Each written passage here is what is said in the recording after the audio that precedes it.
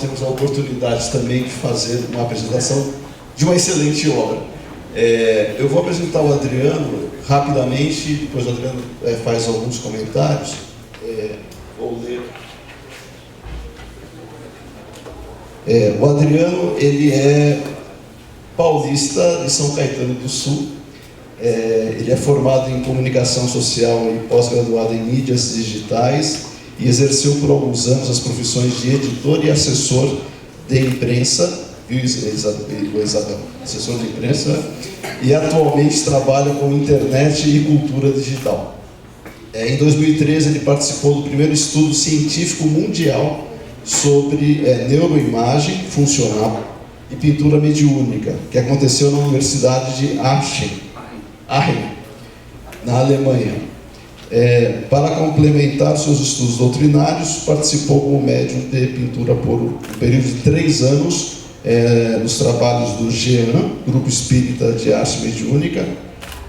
Após frequentar por mais de 10 anos as reuniões de desenvolvimento mediúnico do Grupo Espírita de Trabalho Misael, participa atualmente de um projeto itinerante que leva atendimento fraterno a diversas casas espíritas. Esse brevemente, porque tem muito mais que poderíamos conversar, mas o livro que o Adriano está lançando hoje, eu fiz questão, a equipe coordenadora do ENGIP, de trazê-lo aqui.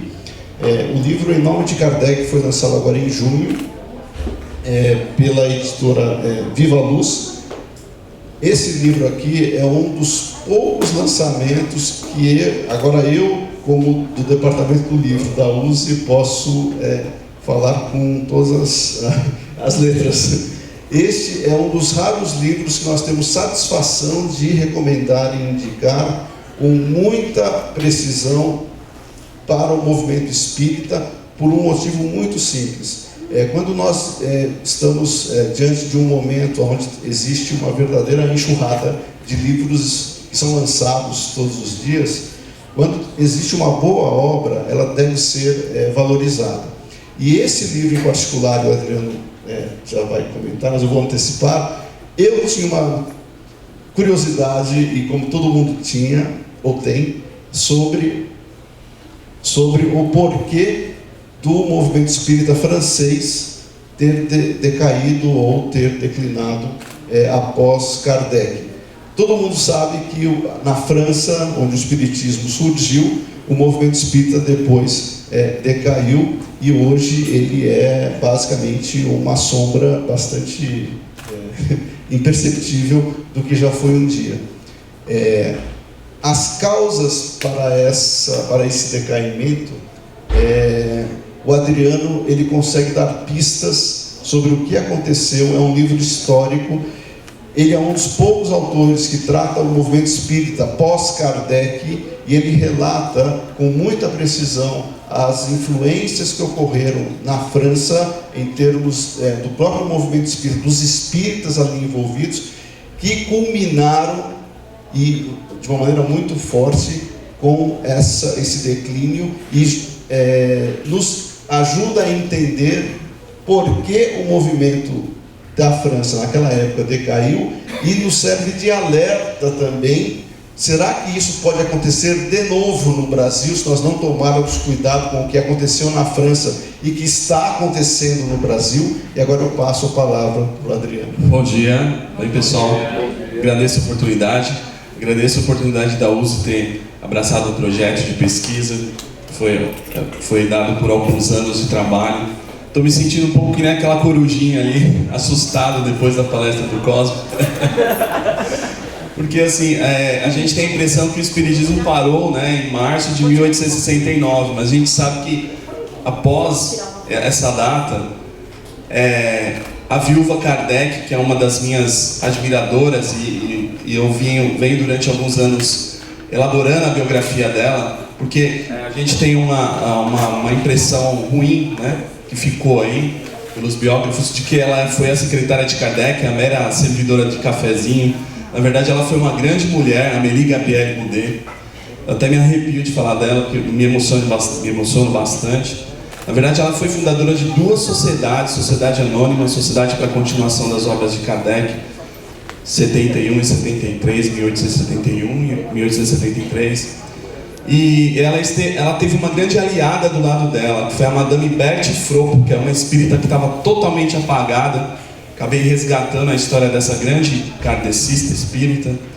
E essa mulher deixou um documento importantíssimo da doutrina, publicado, uma brochura de 72 páginas, publicada em 1884, que traz justamente os bastidores do espiritismo pós-Kardec. E esse livro, ele traz um pouco desse resgate, que eu vinha pesquisando a biografia da Madame Kardec e descobri que na década de 1870 foi criado, por meio do mandatário da viúva, que é Pierre Gaëtan Limarie, uma sociedade teosófica dos espíritas franceses. Aí eu falei, nossa, o que é isso? Desviou a minha pesquisa, né? Fui querer ver o que era essa sociedade teosófica. E na verdade eu comecei a resgatar, buscar as informações. Eu nem sabia o que era teosofia, para vocês terem uma ideia. Com todo respeito à teosofia, a Madame Blavatsky, né? Eu comecei a buscar, resgatar esse histórico, e aí fui descobrindo que justamente a teosofia que foi inaugurada nos Estados Unidos em 1875 teve uma grande proximidade com o mandatário da viúva, o Sr. Limarie. E na verdade a revista espírita, depois de Kardec, passou a ser uma subsidiária da teosofia, publicando artigos, né? A gente tem durante mais de uma década mais de 50 artigos teosóficos na revista espírita. Então assim, depois de Kardec, justamente o espiritismo continua e ficou uma grande pedreira para se resolver, porque na verdade aconteceu um grande sincretismo doutrinário, ou seja, a fusão de outras filosofias não espíritas no espiritismo, que aí acabou também declinando, né? No decorrer da virada do século, o espiritismo já estava muito diferente e depois veio para o Brasil. Mas na verdade, o que aconteceu foi que a teosofia quis atualizar o espiritismo, a ciência espírita. Isso foi um grande erro, porque na verdade a ciência espírita, como bem disse o Cosme, já estava bem amarrada, né? Os conceitos, os ensinamentos, tá tudo pronto, né? E a teosofia, como o rustanguismo também, quis atualizar o espiritismo, e aí deu no que deu, né? Aconteceram várias questões bem complicadas. E o livro também traz, eu tive a possibilidade de descobrir as reais circunstâncias do desencarne da viúva Kardec.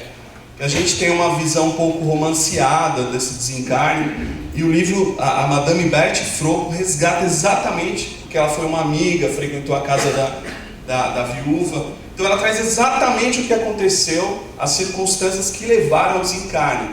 Então eu não vou falar porque está no livro, mas as consequências do desencarne dela. Ela é uma senhora que nasceu em 1795, né, a Revolução Francesa estava terminando, e ela desencarnou com 88 anos, ou seja, ela ficou 14 anos à frente da doutrina dos espíritos, mais do tempo que ela ficou com o marido, né?